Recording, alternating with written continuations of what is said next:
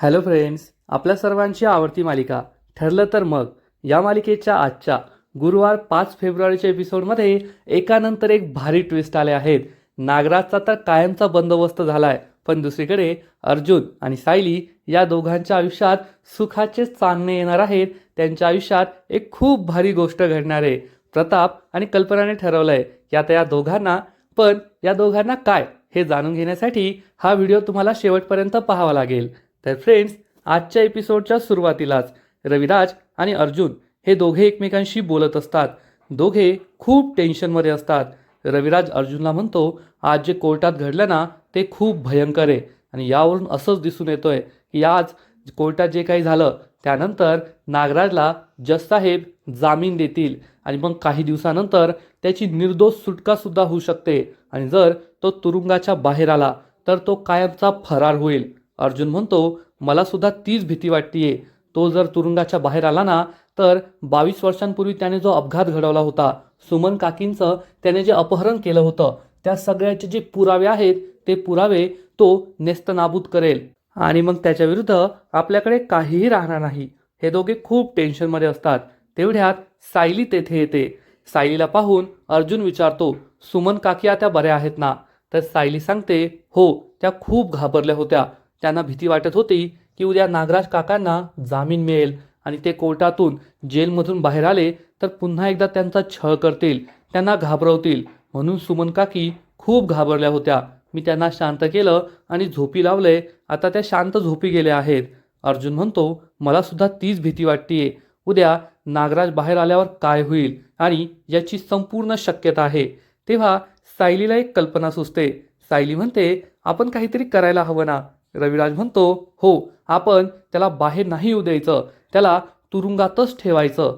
तेवढ्या सायलीला एक कल्पना सुचते आणि सायली सांगते, याच्या आधी सुद्धा आपण विचार केला होता की नागराज काकाला कसं तुरुंगातच ठेवायचं, पण आपण नंतर ते विसरून गेलो. आणि अर्जुनला सुद्धा लगेच आठवतं या दोघांनी काय ठरवलं होतं, पण नागराजला मात्र कळत नाही. म्हणजेच अर्जुन आणि सायलीच्या डोक्यात एक सुपीक आयडिया येते की आता काय करायचं आणि त्या नागराजला तुरुंगात कसं कायमचं ठेवायचं. पण नागराजला इकडे माहीत नसतं की अर्जुन आणि सायली काय विचार करताय.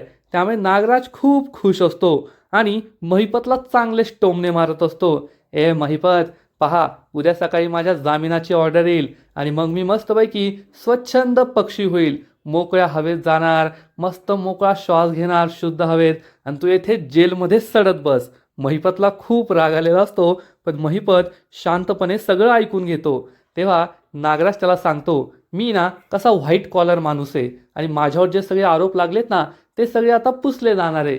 त्यामुळे व्हाईट कॉलर माणसाने तुझ्यासारख्या माणसाशी संबंधही ठेवायचे नसतात आणि बोलायचं पण नसतं. पण एक लक्षात ठेवायचं बरं का, जी आपली डील झाली आहे ती, नाहीतर तुला त्याची खूप मोठी किंमत चुकवावी लागेल. मला तर असं वाटतंय की जर तू माझं ऐकलं नाही तर तुला पोलिसांच्या बंदोबस्तात चक्क एका अंत्ययात्रेसाठी यावं लागेल. हे ऐकून महिपतला जबर धक्काच बसतो, कारण महिपतला माहीत असतं की नागराजला माहिती आहे की त्याची मुलगी साक्षी जिवंत आहे आणि ती कोठे आहे, आणि तो चक्क साक्षीचा खून करण्याची धमकी त्याला देतोय. त्यामुळे महिपत चिडतो पण काहीच बोलत नाही. नागराज त्याला सांगतो, उद्या सकाळी माझ्या बेलची ऑर्डर आली का मी मस्त बाहेर जाईल, पण तू ना तुझ्या मुलीच्या आठवणीत येथेच रडत बस. माझी मेलेली मुलगी, तिच्या आठवणीत येथेच खितपत पड, आयुष्यभर सडत बस. अरे महिपत, तू माझ्यापेक्षा जास्त हुशार आहे, तुझे इतके मोठे मोठे कॉन्टॅक्ट आहे, पण तुला कायद्यातले खाच खळगे कळत नाही का? तुझ्या जागी मी असतो ना तर केव्हाच या जेलच्या बाहेर फुर उडून गेलो असतो, पण तू येथेच सडत बसलाय. तुझी इच्छा, मी तर उद्या जेलमधून बाहेर पडणार आहे, पण तू येथेच थांब, मजा कर, तुझ्या मुलीच्या आठवणीत अश्रू ढाळत बस. असं म्हणून तो महिपतला खूप चिडवतो, परंतु महिपत सगळं गुपचूप ऐकून घेतो आणि काहीच बोलत नाही. आणि दुसरा दिवस उजाडतो. दुसऱ्या दिवशी सकाळी नागराज आणि महिपत त्यांच्या त्यांच्या लॉकअपमध्ये असतात. तेवढ्यात एक हवालदार येतो आणि नागराजच्या लॉकअपचा दरवाजा उघडतो आणि त्याला सांगतो, तुम्हाला जामीन मिळालाय, चला घरी जायची वेळ झाली. त्यामुळे नागराजला खूप आनंद होतो. तर महिपतला जबर धक्काच बसतो. नागराज बाहेर येतो आणि म्हणतो, हवालदार साहेब 2 मिनिटं, आणि तो महिपतच्या तुरुंगाबाहेर येतो आणि महिपतला म्हणतो, काय महिपत, चाललोय मी, बाय बाय. आता मी मोकळ्या हवेत श्वास घेणार, तू येथेच सडत बस तुझ्या मेलेल्या मुलीच्या आठवणीत. आणि एक गोष्ट तुला आठवती ना, काल रात्री मी काय म्हटलं होतो, माझ्या विरुद्ध कोणाला काही सांगायचं नाही, नाहीतर तुझी जी मेलेली मुलगी ना तिला मी खरोखर मारणार आणि मग पोलीस बंदोबस्तात तुला तिच्या अंत्ययात्रेला यावं लागेल, तिला अग्नी देण्यासाठी. आणि तुझ्यावर ही वेळ येऊ नये अशीच माझी इच्छा आहे. महिपतला खूप राग आलेला असतो, पण तो गपगुमाने सगळं ऐकून घेत असतो. नागराज त्याला पुन्हा एकदा धमकी देतो, रात्री जे काही सांगितलंय ना ते लक्षात ठेवायचं, तोंड बंद ठेवायचं, तू येथे सडत बस या तुरुंगामध्ये, मी तर चाललोय बाहेर, असं म्हणून तो जाऊ लागतो. महिपत खूप चिडतो आणि त्याच्या अंगावर जेवणाचं ताट फेकून मारतो, पण तो तुरुंगात असतो त्यामुळे नागराजला काहीच होत नाही. नागराज त्याच्यावर फिदी हसतो आणि तेथून निघून जातो. महिपतला खूप राग आलेला असतो, या नागराजचा जीव घ्यावा अशी त्याची इच्छा झालेली असते, परंतु तो काहीच करू शकत नाही. नागराज हा इन्स्पेक्टर सावंतजवळ येतो. ॲडव्होकेट भालेराव आधीच तेथे आलेला असतो. हे दोघे एकमेकांना पाहून खूप खुश होतात. नागराज म्हणतो, अरे वा ॲडव्होकेट भालेराव, तुम्ही तर मला इतक्या लवकर तुरुंगातून सोडवलं, खरंच ग्रेट आहात तुम्ही. तर इन्स्पेक्टर सावंत हवालदाराला सांगतो, यांचं सगळं सामान देऊन टाका. लगेच हवालदार नागराजचं सगळं सामान देऊन टाकतो. नागराज हातातलं घड्याळ, ब्रेसलेट हे सगळं घालतो आणि खूप खुश होतो. नागराज तुरुंगातून सुटलाय, त्याला जामीन मिळालाय हे इन्स्पेक्टर सावंतला सुद्धा आवडत नाही. तर लगेचच नागराज हा भालेरावला म्हणतो, काय मग भालेराव, जायचं ना घरी? भालेराव म्हणतो, हो नागराज साहेब, आता तुम्हाला जामीन मिळालाय, तुम्हाला कोण अडवू शकतं? आणि मग हे दोघेही घरी जायला निघतात. पण तेवढ्यात या नागराजच्या पेकाटात जोरात लाथ बसते आणि नागराज हा खालीच पडतो. त्यामुळे सगळ्यांनाच मोठा धक्का बसतो.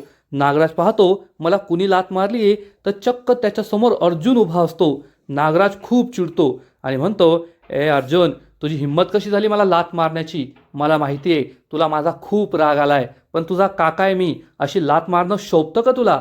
तर अर्जुन चिडून म्हणतो, तुझी हीच लायकी आहे तुझ्या पेकाटात लाथ मारण्याची, आणि तू कोणत्या हक्काने बाहेर चाललाय? तुझी फक्त एका गुन्ह्यातून सुटका झाली आहे. तुला एका गुन्ह्यातून जो 22 वर्षांपूर्वी घडला होता ना त्यातून जामीन मिळालाय, पण बाकीच्या गुन्ह्यांचं काय? हे ऐकून नागराज आणि या ॲडव्होकेट भालेरावला जबर धक्काच बसतो. इन्स्पेक्टरला सुद्धा कळत नाही की अर्जुन काय बोलतोय. नागराज चिडून विचारतो, कसला दुसरा गुन्हा? माझ्यावर दुसरा कोणताच गुन्हा नाहीये. आणि तो ॲडव्होकेट भालेरावकडे पाहतो. ॲडव्होकेट भालेरावला सुद्धा माहीत नसतं. ॲडव्होकेट भालेराव अर्जुनवर चिडून म्हणतो, ओ अर्जुन सुभेदार, तुम्ही एवढे नावाजलेले वकील आहात, तुम्हाला हे करणं शोभतं का? तुम्ही माझ्या आशिलाला लाथ कशी काय मारली?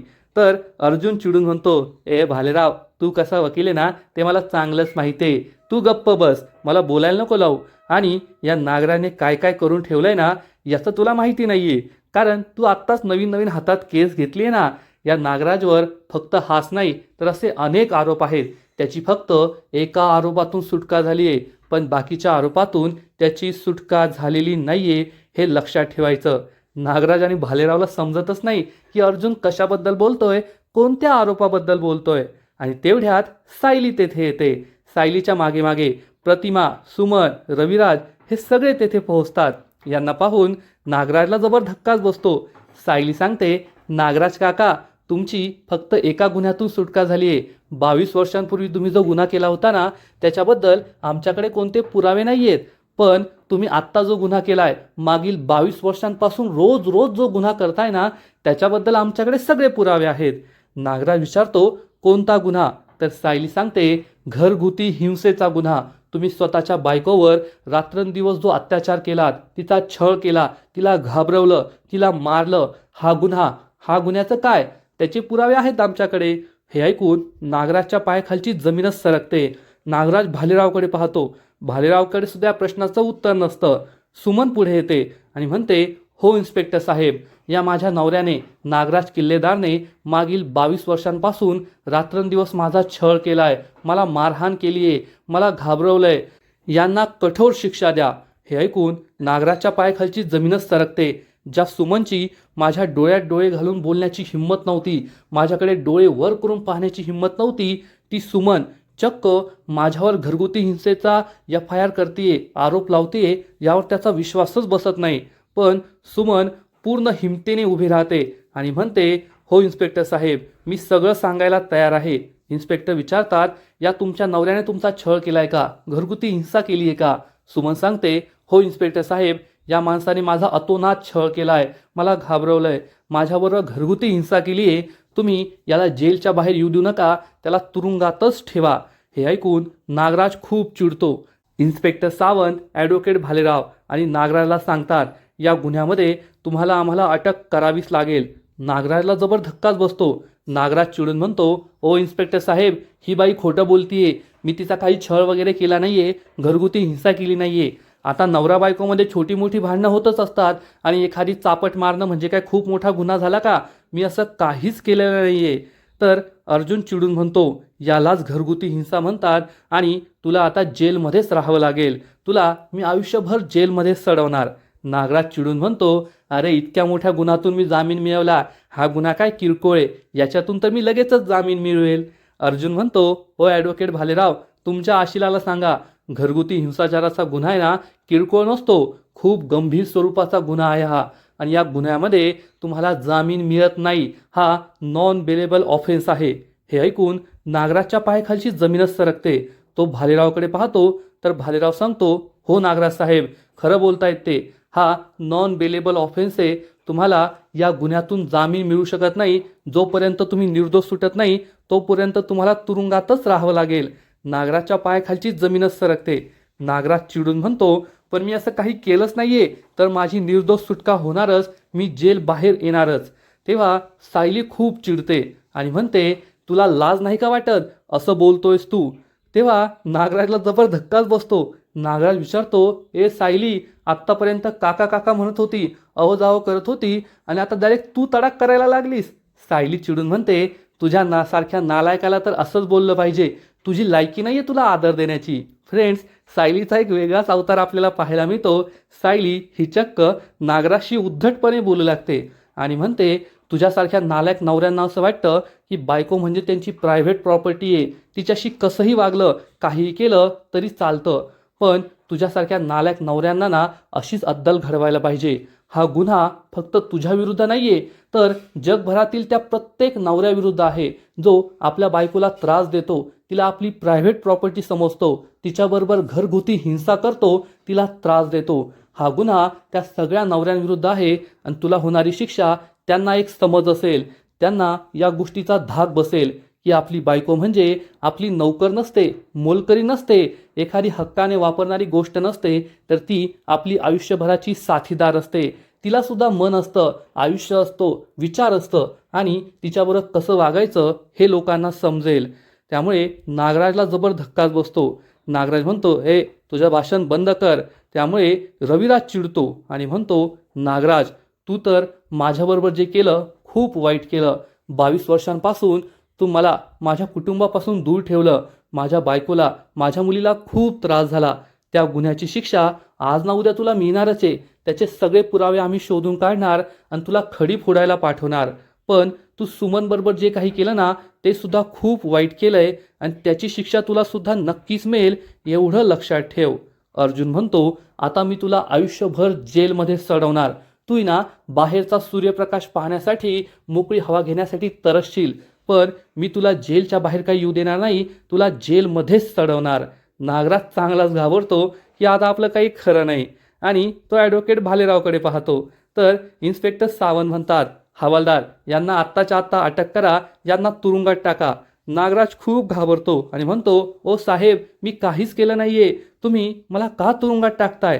तर अर्जुन म्हणतो, तू काय केलंय काय नाही केलंय हे सुमन काकू आता पोलीस इन्स्पेक्टरला सांगतीलच, आणि मग मी ते कोर्टात सुद्धा सिद्ध करेल. आता आहे ना, तू जेलमध्ये जायचं आणि आयुष्यभर तेथेच सडायचं, एवढं लक्षात ठेव. नागराज खूप चिडतो. सायली सुद्धा नागराजला समजावून सांगते, काका, आज तुझ्याबरोबर जे काही घडतंय ना, ते तुझ्याच पापांची फळं आहेत. जर तू सुमन काकींबरोबर चांगला वागला असता तर हे सगळं घडलंच नसतं. आणि आता सुमन काकी तुला घाबरणार नाहीयेत. तुझ्या विरुद्ध त्या पोलीस तक्रार करतील आणि तुला आयुष्यभर जेलमध्येच सडावं लागेल. असं म्हणून ती सुमन काकीला म्हणते, सुमन काकी, यापुढे यांच्या विरुद्ध तक्रार नोंदवा.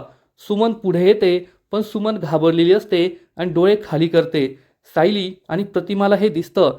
सायली सुमन काकूला विचारते, काय झालं सुमन काकू, तू अजूनही खाली नजर घालून उभी आहेस का? तुला या नागराजची भीती वाटतीये का? सुमन ही खूप घाबरलेली असते. प्रतिमासुद्धा तिला समजावून सांगते, नाही सुमन, आज नको घाबरू. आयुष्यभर तू या नागराज भाऊजींना घाबरलीस, त्यामुळे त्यांनी तुझा छळ केलाय, तुला त्रास दिलाय. आणि आज जर तू घाबरली ना, तर उरलेलं आयुष्यसुद्धा तुला यांचा छळ सहन करावा लागेल, त्यांची दमदाटी, त्यांचा त्रास सहन करावा लागेल. त्यामुळे आता घाबरू नको, स्वतःच्या हक्कासाठी उभी राहा. सायलीसुद्धा सुमन काकीला धीर देते. हो सुमन काकी, तुम्हाला स्वतःच्या हक्कासाठी उभं राहावंच लागेल. नागराज विरुद्ध तुम्हाला पोलीस तक्रार करावीच लागेल. आणि तुम्ही जर ही हिंमत दाखवली नाही ना, तर अशा नराधमांची हिंमत वाढत जाईल आणि ते तुम्हाला नेहमी त्रास देत राहतील. आणि हे सगळं ऐकून सुमनचा कॉन्फिडन्स वाढतो आणि सुमन ही चक्क नागराजच्या डोळ्यात डोळे घालते. फ्रेंड्स, खरंच हा सीन खूप भारी आहे. आजपर्यंत आपण पाहिलंय की नागराज हा सुमनला नेहमी त्रास देत आलाय, पण आता सुमनची हिंमत वाढली आहे, तिचा कॉन्फिडन्स वाढलाय आणि सुमन ही नागराजच्या डोळ्यात डोळे घालते आणि म्हणते, इन्स्पेक्टर साहेब, या माणसाने मला खूप त्रास दिलाय, माझ्याबरोबर घरगुती हिंसा केली आहे, याने मला किडनॅप केलं होतं, मी लग्न झाल्यापासून याचा त्रास सहन करतेय, मला याच्या विरुद्ध पोलीस तक्रार नोंदवायची आहे, याने माझ्याबरोबर घरगुती हिंसा केली आहे. हे ऐकून नागराजला जबर धक्काच बसतो की सुमनची हिंमत एवढी वाढली आहे. आणि मग इन्स्पेक्टर हवालदारला सांगतात, जा त्या नागराला घेऊन आणि तुरुंगात डांबा. आणि हवालदार नागराला तेथून घेऊन जातात. त्यामुळे सगळ्यांना खूप आनंद होतो आणि सगळे आपल्या घरी यायला निघतात. थोड्या वेळानंतर रात्र होते. सायली किचनमध्ये काम करत असते. तेवढ्यात कल्पना तेथे येते आणि म्हणते, काय सायली, सकाळपासून रात्र झाली आहे, तरीसुद्धा तुझी कामं सुरूच आहेत का? चल जा बरं तुझ्या खोलीमध्ये, आपल्या नवऱ्याला थोडा वेळ दे, त्याच्याशी गप्पा मार. तर सायली म्हणते, आई, थोडंच काम राहिलंय, अजून मला अस्मिताताईसाठी बदाम भिजायला घालायचे आहेत, त्यांच्यासाठी मिल्कशेक बनवायचा आहे, उद्या सकाळच्या नाश्त्यासाठी मटकी भिजायला टाकायची आहे, एवढं करते आणि मग जाते. तर कल्पना म्हणते, अगं सायली, ते सगळं मी करते, मलाही थोडं काम करू दे ना, तू तुझ्या नवऱ्याला वेळ दे, जा बरं. पण सायली तिचं काहीच ऐकत नाही. कल्पना म्हणते, आता मी तुझं काही ऐकणार नाहीये, गुपचूप जायचं. आणि ती सायलीला जायला सांगते. सायली ही आपल्या रूममध्ये जाते. तर इकडे नागराज हा तुरुंगात डोक्याला हात लावून बसलेला असतो. पण महिपत चांगलाच खुश असतो आणि म्हणतो, अरे यार, तू कसं काय परत आला? मी स्वप्न पाहतो काय? नाही नाही, हे स्वप्न नाहीये, स्वप्न तर मला सकाळी पडलं होतं. एक माणूस माझ्याकडे आला आणि मला म्हणाला, मी आता बाहेर जातोय, मस्त मोकळ्या हवेत श्वास घेणार, आणि तू माझ्याशी लढायचं नाही तर तुझ्या मुलीला मी मारेल, तुला पोलीस बंदोबस्तात तिच्या अंत्ययात्रेला यावं लागेल, तिला अग्नी द्यायला. अरे नाही नाही, ते तर माझं स्वप्न नव्हतं, ते तर खरं होतं. तूच खूप मोठ्या फुशारक्या मारून गेला होता ना, मग येथे कशाला आलाय? नागराज आता गप्प बसतो. म्हणजे तुम्ही जे केलं ना, ते तुमच्यावर उलटून येतं. सकाळी हा नागराज बढाया मारत होता आणि महिपत गप्प होता, पण सगळं बुमरँग झालंय आणि आता नागराज गप्प बसलाय आणि महिपत त्याला चांगलंच सुनावतोय. महिपत चिडून म्हणतो, तू स्वतःला खूप मोठा 30 मार्क हा समजत होता ना, पण तो अर्जुन आहे ना, 1.25 शेर आहे, 1.25 शेर. तो तुला आता काही तुरुंगाच्या बाहेर येऊ देत नाही, तू आयुष्यभर तुरुंगातच सडणार. पण पहा, मी आता कसा या तुरुंगातून फुरकन उडून जातो आणि तू येथेच सडत बस. आणि एकदा का मी बाहेर गेलो, मग पहा मी तुझं काय करतो ते. नागराजला खूप राग आलेला असतो, पण त्याला माहीत असतं की तो आता पुरता अडकलाय आणि या तुरुंगातून बाहेर पडणं त्याला काही शक्य नाहीये. त्यामुळे महिपत खूप खुश झालेला असतो. इकडे कल्पना रूममध्ये येते. ती खूप टेन्शनमध्ये असते. तिला प्रताप विचारतो, काय झालं, कसला विचार करतीये? तर कल्पना सांगते, सायली आणि अर्जुनचा विचार करतीये. त्या दोघांचं एकमेकांवर प्रेम तर झालंय, प्रेमाची कबुली सुद्धा दिली, पण त्या दोघांना एकमेकांबरोबर घालवायला वेळच मिळत नाहीये. एकतर सायली दिवसभर घरच्या कामांमध्ये असते, मग अर्जुन हा त्याच्या ऑफिसच्या कामांमध्ये असतो. त्या दोघांना वेळ मिळाला तर ते विविध केसेसबद्दल बोलत असतात. त्यामुळे त्यांना एकमेकांसाठी वेळच मिळत नाहीये आणि हे खूप चुकीचं आहे ना. प्रताप म्हणतो, खरं बोलतेस तू, आपण काहीतरी करायला हवं, त्या दोघांना एकमेकांबरोबर वेळ मिळायला हवा. आणि हे दोघे एक कल्पना सुचवतात आणि त्यांना एक नवीन प्लॅन सुचतो. तर इकडे सायली ही रूममध्ये झोपलेली असते. तर अर्जुन त्याचं काम करत असतो. सायली त्याला म्हणते, ओ अर्जुन सर, बंद करा ती लाईट, मला झोप येत नाहीये. अर्जुन म्हणतो, फक्त 5 मिनिटं. सायली म्हणते, नाही, आत्ताच बंद करा. अर्जुन म्हणतो, फक्त 3 मिनिटं. तर सायली विचारते, काय घासाघीस करताय, मला इथे झोप येत नाहीये, माझ्या सासूबाई माझ्यावर चिडतील, मला उद्या सकाळी खूप कामं आहेत. अर्जुन म्हणतो ठीक आहे आणि तो लाईट बंद करतो आणि तो सायलीजवळ येऊन बसतो तर सायली ही चक्क झोपी गेलेली असते. अर्जुन विचार करतो या सायलीकडे काय झोपायचं एखादं बटन आहे का, अचानक झोपी गेली. स्वतः शांत झोपली आणि दुसऱ्यांची झोप उडवते आणि तो तिच्याकडे पाहून स्माईल करतो पण सायली झोपून गेलेली असते. दुसऱ्या दिवशी सूर्य उजाडतो आणि पुन्हा एकदा सायली ही रेडी होऊन किचनमध्ये काम करायला येते. तेव्हा विमल तिला सांगते, नाही ताई, तुम्ही किचनमधील एकही काम करायचं नाहीये, तुम्हाला तुमच्या सासूबाईंनी बोलवलंय. सायली म्हणते, एवढं काम करून जाते. विमल म्हणते, नाही, गुपचूप जायचं, एकही काम करायचं नाही, त्यांनी मला सक्त ताकीद दिली आहे. सायलीला कळतच नाही की आईंनी असं का सांगितलंय आणि आजचा एपिसोड येथेच संपतो. फ्रेंड्स, आता पुढील काही दिवस या मालिकेत कोर्ट कचेरी सगळं थांबणार आहे आणि आपल्या आवडत्या कपलचा सायली आणि अर्जुनचा रोमांस आपल्याला पाहायला मिळणार आहे. मग नेमकं घडणार तरी काय? तर फ्रेंड्स, पुढील एपिसोडमध्ये आपण पाहू की सायली आणि अर्जुन हे दोघेही तयार झालेले असतील. सायलीने मस्त सुंदर ड्रेस घातलेला असेल. अर्जुन तिच्याकडे पाहतच राहणार आणि म्हणणार, एवढं सुंदर कुणी कसं काय दिसू शकतं, आणि तो चक्क सायलीला जवळ ओढणार. म्हणजे हे दोघे कुठेतरी बाहेर जायची तयारी करताय. आणि त्यानंतर सायली ही अर्जुनला सांगणार, अर्जुन सर, आपल्याला आईबाबांनी त्यांच्या रूममध्ये बोलवलंय. आणि हे दोघेही प्रताप आणि कल्पनाला भेटायला जाणार. तेव्हा प्रताप हा अर्जुनला विचारेल, अरे अर्जुन, तू एवढा मोठा वकील आहे ना, मग तुझ्याकडून एवढी मोठी चूक कशी झाली? अर्जुनला समजणारच नाही की त्याच्याकडून काय चूक झाली आहे. म्हणजे एकूणच आता प्रताप आणि कल्पना अर्जुन आणि सायलीला नक्कीच हनीमूनला पाठवण्याचा विचार करताय. म्हणजे या दोघांना एकत्र वेळ घालवता येईल.